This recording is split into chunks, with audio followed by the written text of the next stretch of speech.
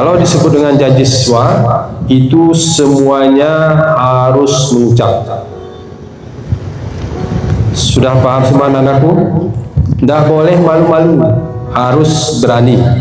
Karena itu janji kita untuk diri kita selama kita menjadi siswa di MAN 1 Takengon. Yang kedua, anak-anakku yang berbahagia, hari ini kebetulan semua sekolah mulai dari TK, SD, MI, MT Sains, kemudian SMA, SMK, semuanya murid kelas 1 itu wajib diantar oleh orang tuanya. Maka kalau ada orang tuanya hari ini tidak mengantar anaknya, berarti dia sudah menyalahi himbauan daripada Bapak Bupati.